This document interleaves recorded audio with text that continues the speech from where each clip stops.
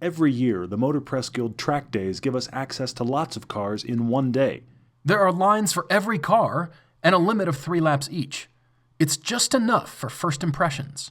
We made the trip to Willow Springs to bring you a few track-based Fast Blasts. Alright, this is the car you guys have asked about. It's the Hyundai Genesis Coupe R-Spec with a 3.8-liter V6. This is a car that we have driven in the turbocharged form, but we've not driven it with this engine and in this tune, in the R-Spec tune. We only get 3 laps in these cars, which, I'm telling you, goes by really quickly.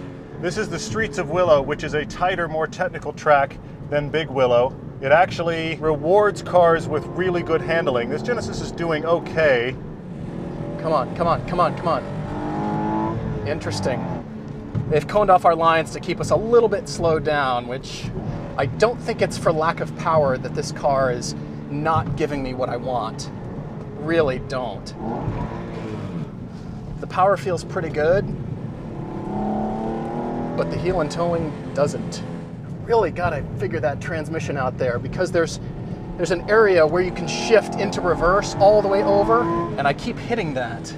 I admit I much prefer the 3.8. Part of it's the naturally aspirated feel of it, but also it seems to fit the demeanor of this car, the flavor of this car with its scale. It's nice to have that bigger V6 in it. I like the sound of it. One of the things about the Genesis is it holds up what we know Hyundai is good at, and that is offering you an awful lot for the money. I mean, this is a great alternative to the Mustangs of the world. I know you're thinking, well, it's a great alternative to the FRS. It is in power, it isn't in handling. It feels significantly bigger than the FRS, and it isn't as agile. It's not as taut on its suspension settings, and there's less feel in the steering. This is one of those steering racks it's not too light. It's just, I'm not really getting any tire information out of it. Here's the deal. It's a hot day. The brakes are feeling kind of spongy and nothing feels really crisp to me. I want the pedal feel to be there, and it feels like mush to me.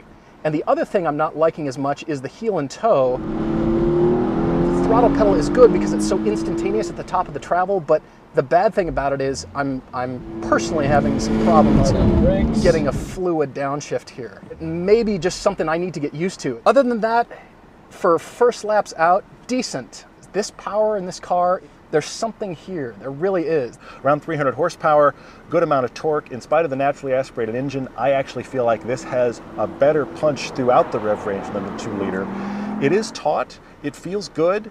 It's not a rock star in handling because you're aware of the scale of the car, but that's because I'm a guy that likes really small cars anyway. I like very nimble things.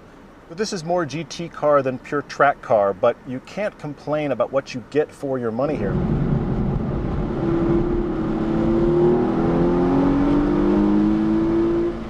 Please be sure to hit that subscribe button because we don't want you to miss any video coming out. We've got new videos every Thursday.